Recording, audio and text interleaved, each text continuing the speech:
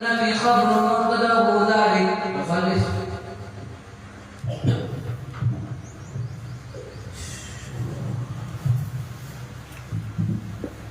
بسم الله الرحمن الرحيم. عزیز طلباء اور ساتذہ کرام علماء کرام، ہمارے لیے سب کے لیے بڑی خوشی اور مسرت کا موقع ہے کہ ایسے سال کی ابتدا ہو رہی ہے کہ جو قرآن کریم اور حدیث پاک کی اجتماع کے ساتھ تعلیم کی شروعات ہو رہی ہے۔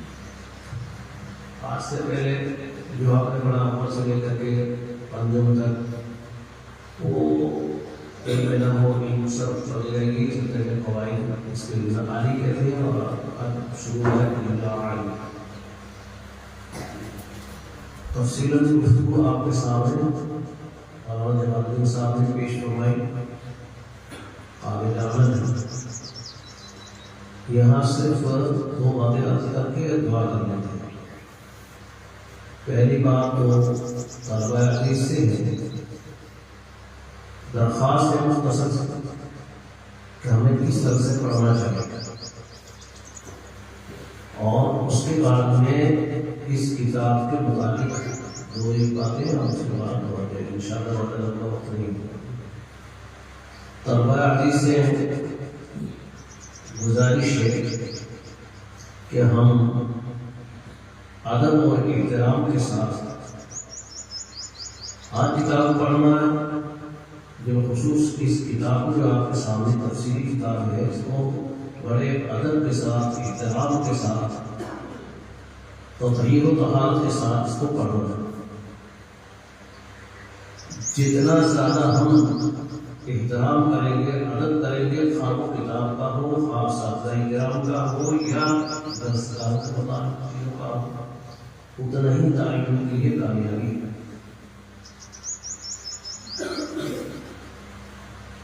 عربی مشہور حقوق اساتذہ کرام سے آپ سنتے رہتے ہیں کہ ما سقط من سقط فی کتاب الحر،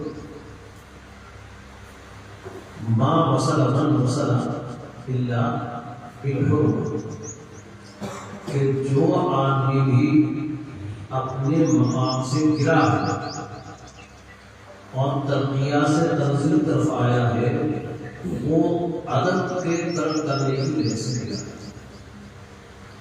خواب کتنی ہی محنت کرے آدمی لیکن اس کے پاس ادب کی چیز نہیں ہے تو پھر وہ تعلیم میں کامیاب نہیں ہوگا۔ رسمی طور پر کتابی امور اس کو حاصل ہو جائے گا اپنی جگہ پر سے، لیکن جس کو علم نہیں کہا جاتا ہے، جس کو حقیقی علم کہا جاتا ہے، جس علم سے انسان کا سینہ منور ہوتا ہے، فضا منور ہوتی ہے، ماحول بنتا ہے، معاشرہ بنتا ہے، اس قسم کا نورانی علم جو ہے وہ اسی شخص کو آئے گا کہ جس کے پاس ادب ہے۔ تو اس لیے ہمیں ہر چیز کے اندر ہر چیز کا ادب اور احترام کرنا ہے، کتاب کا ادب اور احترام کرنا ہے، اساتذہ کرام کا ادب اور احترام کرنا ہے، جس جگہ ہم بیٹھ کر کے پڑھتے ہیں اس جگہ کا احترام کرنا ہے، جو آلات علم ہے ان سب کا ہمیں ادب اور احترام کرنا ہے۔ تو اسی کو کہا گیا کہ جو بھی گرا ہے وہ ادب کے چھوڑنے کی وجہ سے گرا ہے، اور جو بندہ نیچے سے اوپر ترقی تک پہنچا، ترقی تک پہنچا، وہ ادب اور احترام کی وجہ سے۔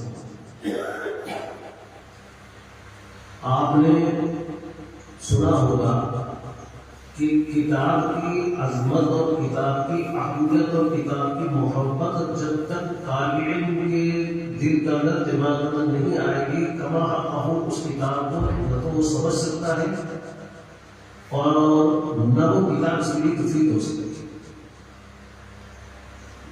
اب یہ کتاب کی عظمت اور کتاب کی محبت کیسے پیدا ہوگا؟ تو وہ اس کتاب کے مصنف کا ادب اور احترام اور اس کی محبت ہمارے دلوں میں اندر آئے گی تو کتاب کی محبت آئے گی، اور اگر اس مصنف کی کتاب کی لکھنے والے کی عظمت، محبت، ادب، احترام ہمارے دل کے اندر نہیں ہوگا، کتاب کی عظمت محبت نہیں آئے گی، اور جب تک کتاب کی محبت کتاب کی طرف توجہ کام نہیں ہوگی تو کتاب سمجھ نہیں جائے گی. یہ اصولی بات ہے. اس بات سے ہم کتابوں کا احترام کریں گے, درسگاہوں کا احترام کریں گے, اساتذہ کرام کا احترام کریں گے, تب جا کر کے ہمیں اس علم سے کچھ حصہ ملے گا, ورنہ بڑا مشکل کام ہوگا. انشاءاللہ ادب اور احترام کے ساتھ ہم سے آپ پڑھیں گے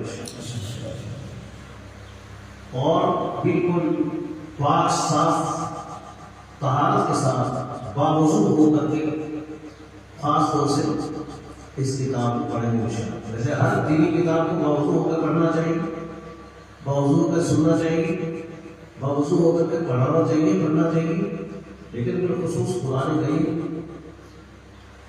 لا یمسہ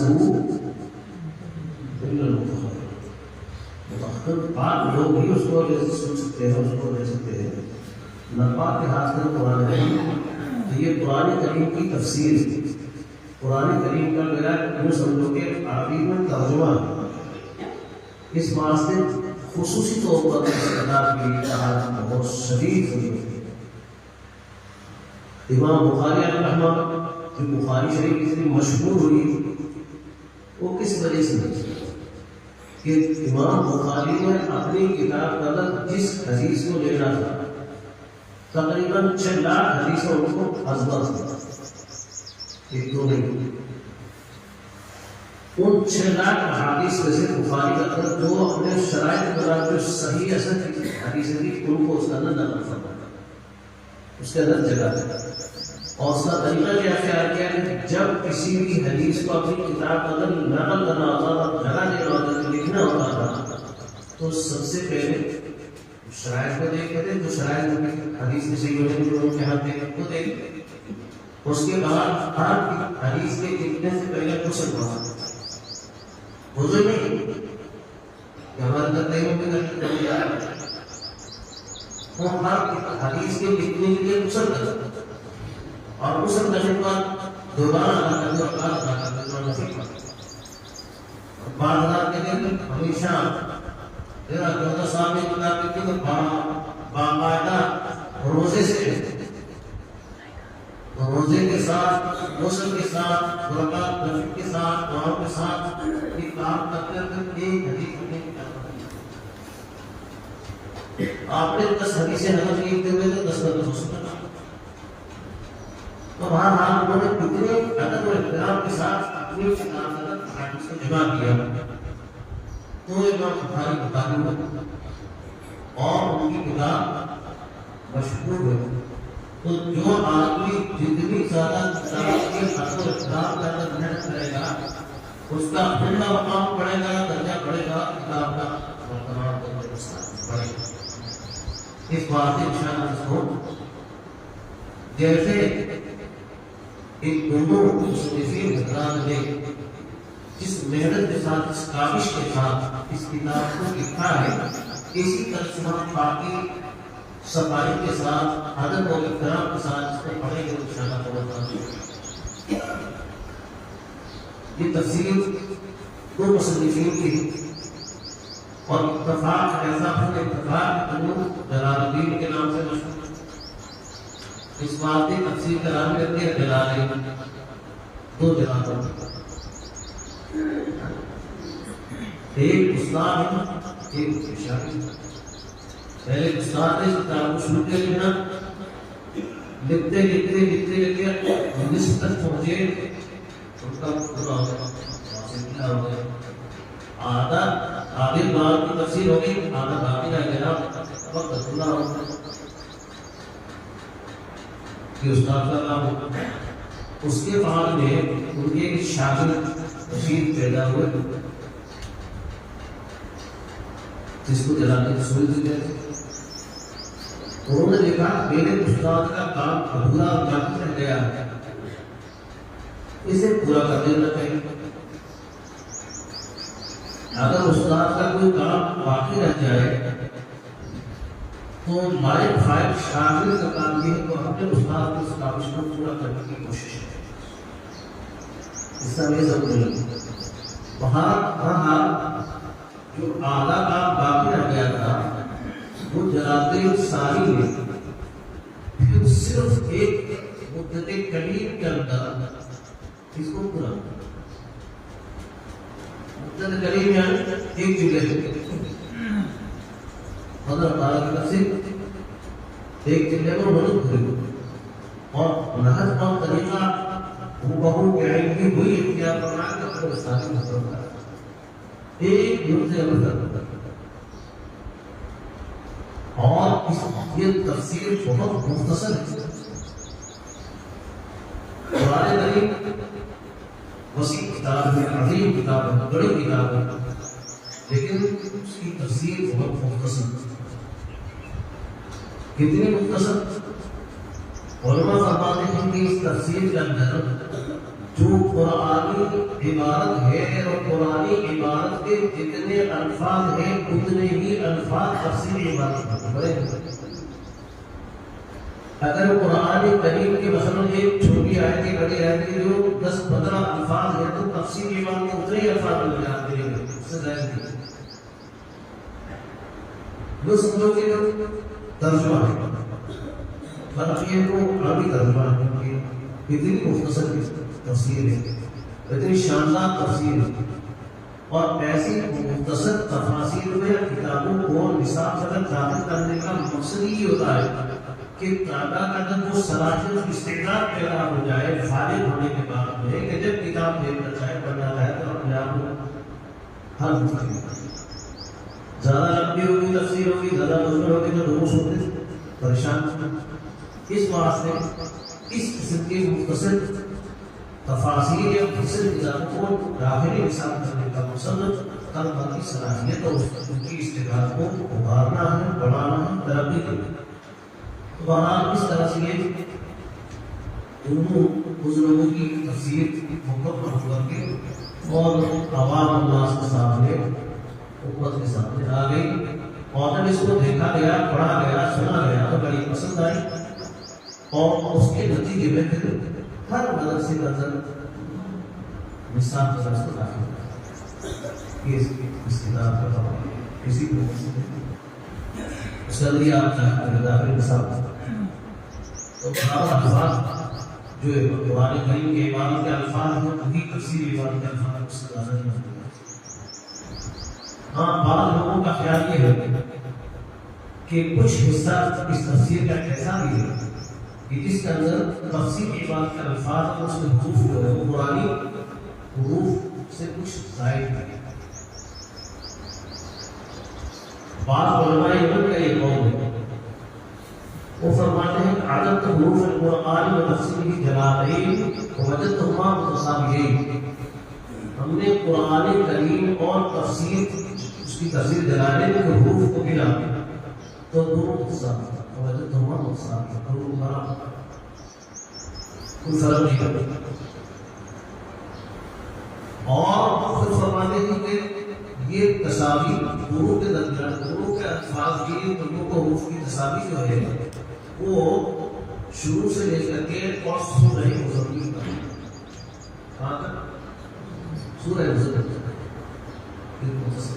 دونوں تساوی ہیں سورہ مزمل، اور اس کے بعد کون سی سورہ آئے گی آگے سورہ مدثر. تو سورہ مدثر سے لے کر کے آخر تک جب شروعات کیا گیا تو تفصیلی عبارت کے حروف اور اس کے الفاظ قرآن کریم کے حروف اور الفاظ سے زائد. اگر شروع سے لے کر کے آخر تک یہی تصاویر فراہم رہے گی حروف کی اور الفاظ کی، کون سے حروف؟ قرآن کریم اور تفسیری عبارت، دونوں عبارت کو حروف اگر ثابت ہوتے تو پھر قرآن کریم کی طرف بغیر وضو اس پہ راستہ کرنے کی طرح ہوگا. حالانکہ فقہاء اس کی اجازت دیتے ہیں کہ بغیر وضو کا راستہ کرنا جائز ہے. قرآن کریم کا رسول اللہ صلی اللہ علیہ وسلم کی طرح ہو جائے تو بغیر وضو کا راستہ کرنا، لیکن اس کو لے سکتے بغیر وضو کا ہاتھ لگا سکتا. بڑی ساری گیلا کرتے ہیں کہ یہاں تھوڑا سا قرآن کا نصر اور وہ سورہ مدثر سے لے کر کے راستہ جو تفسیر کے الفاظ جو زائد ہے، اس کے حروف زائد ہے قرآن کریم کی آیات کے حروف اور ان کے الفاظ پر۔ اسی بات سے فرماتا ہے ہذا یجوز حمله بغیر نزول، اسی وجہ سے اس تفسیر کا بغیر نزول آقا باقاعدہ کا چھوڑنا جائز ہے۔ اس وجہ سے الفاظ کو تھوڑا سا آخری میں تھوڑا سا سب سے باہر یہ دونوں نزول کی تفسیر۔ پہلا حصہ کس نے رکھا، دوسرا دونوں کا نام کیا؟ یہ جلال الدین کو لقبی نام ہے دونوں کا، اصلی نام نہیں۔ بعد میں ایسا ہوتا ہے اصلی نام گم ہو جاتا ہے اور لقبی نام غالب آ جاتا ہے، اسی کے ساتھ خود کر دیا جاتا ہے۔ یہ دونوں کے نام جو جلال الدین ہے اس میں اتفاق، اور دونوں ہی ان کے نام اصلی ذاتی نہیں کرتے کہ لقبی نام ہے ان کا دونوں کا نام۔ پہلے شیخ کا نام بھی جلال الدین لقبی نام اور دوسرے کا نام پہلا کون سا ہے دوسرا کون سا ہے؟ پہلے 15 کی تفسیر کس نے کی، آخری اور 15 کی تفسیر کس نے کی؟ یہاں بھی نام یاد رکھنے میں گڑبڑ ہو گیا، نام یاد رکھنا بڑا مشکل ہوتا ہے۔ مثلا آپ نے آدم علیہ السلام کو بیٹوں کا نام سنا، حابیل اور قابیل سنا ہے نا؟ اس کا ایک قابل الگ مقبول ہے، لیکن اس سے یاد رکھا ہے کون میں عادل کون مقبول گڑبڑ ہو جاتا ہے، کبھی عادل کو مقبول کبھی مقبول کو عادل اللہ سے ہو گیا۔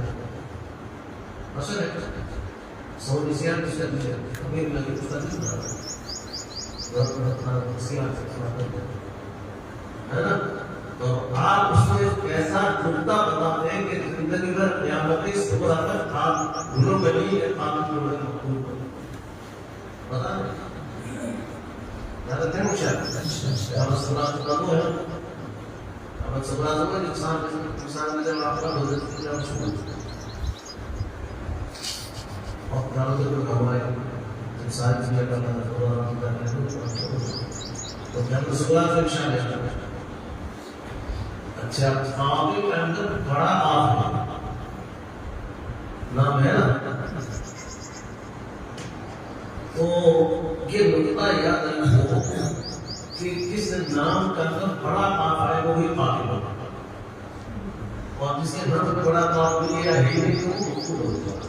تو حابیل اور قابل، قابل کا اندر بڑا قابل، حابیل کا اندر قابل، اور اس سے آپ اندازہ کرنا کہ اس کا اندر بڑا قابل ہے تو حابیل ہی قابل ہوگا۔ بس کا سایہ اندازہ اس نقطہ پہ ہے نا۔ اسی طرح سے ایک دونوں نام ہے تو ایک جلال الدین اور دونوں نام کیسے اصلی جلال الدین اصلی نام تو عبدالرحمن یا محمد بن احمد، ایک کا نام عبدالرحمن اور ایک کا نام محمد بن احمد، اصلی نام، اور جلال الدین سے دو ہی مشہور ہوتے ہیں۔ اس واسطے لقبی نام کی ایڈ کرنے میں جلالین نام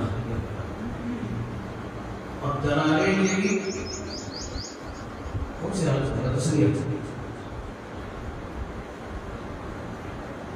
جلالان جلالین آتے تصریح آتے جب تصریح کرتا ہے اگر بڑا تصریح کرتا ہے تو تھوڑا پیچھے جائے گا وہ بنا وہ بھی نہیں یہ آج بڑا ان دو نام ان کے جو نسبتی نام کرتے جو حروف آ رہے ہیں، ایک کا نام ایک کے نسبتی نام ہے سیوطی، یہ سیوط یا اصلیت جگہ کا نام مصر کا نام، یہ دونوں جگہوں کا نام مصری ہے۔ تو سیوط یا اصلیت جگہ کا نام ہے جہاں یہ پیدا ہوئے ہیں، جہاں یہ تھے اسی نسبت کا نام اس کو سیوط کہا گیا۔ اسی طرح سے محل محلہ قرا جگہ اس کا نام سیٹی شہر اسی سے نسبت کرتے تھے ایک کو اس کو کہتے جہاں وہاں پیدا ہوئے ہم نام کہیں گے محلی۔ تو سیوطی اور محلی یہ دونوں جو اس کے نسبتوں کا جو حروف آ رہے ہیں ان میں سے پہلے نسبتی نام کا سب سے پہلا کون سا آیا؟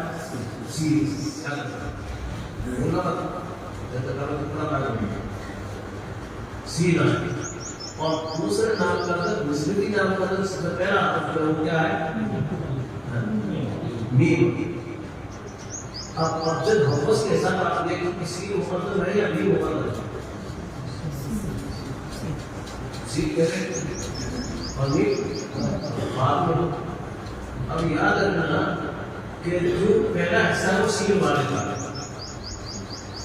اور دوسرا حصہ جو ہے وہ میم والے کا ہوتا ہے. یہ نقطہ ہو جائے گا یاد رکھنے کا. یعنی تو بہرحال یہ دونوں مسائل کی تفصیل بہت مختصر ہے تجربے کا انداز میں اور بہت ہی اہم اور بڑی عظیم تفصیل ہے. اس کو انشاءاللہ ہم پڑھیں گے تو جیسے ان کے لکھنے والوں نے محنت کی ہے اسی طرح سے ہم اس کو پڑھنے والے کے انشاءاللہ محنت بھی کریں گے اور ان کو طہارت کا پورا خیال رکھیں گے انشاءاللہ. بچے کچھ لوگ ظاہر ہونے میں جیسے فائدہ کرتے ہیں بڑے وضو کا ہاتھ لگا سکتے ہیں لیکن ہمیں بڑے وضو کے سوال ضرور لگا کریے قرآن کریم جیسے کہ حادث سے ہوتا کیونکہ آپ پاکستان کے ساتھ ہونا علوم عالیہ اس کی بات کریں گے جو علوم عالیہ ہے اس بات کی وہ تو وضو کے ساتھ کریں گے انشاءاللہ. یہ طلباء سے افراد اور اس فن کی اور اس کتاب کے مطابق اس واقعہ کا نوسر صاحب نے بیان فرمائی اس کی فضیلت آگے اس کے اندر اور جماعت صاحب نے بیان فرمائی اس کے اندر آگے اس وقت سے بات کی روح کر دیتے ہیں ختم کر دیتے ہیں دعا کر دیتے ہیں اللہ تعالیٰ ہم سب کو محنت کے ساتھ شوق اور ذوق کے ساتھ سب میں پڑھنے کی توفیق عطا فرمائے. پڑھانے والوں کو پڑھانے کی توفیق عطا فرمائے. پڑھنے والوں کو پڑھنے کی توفیق عطا فرمائے.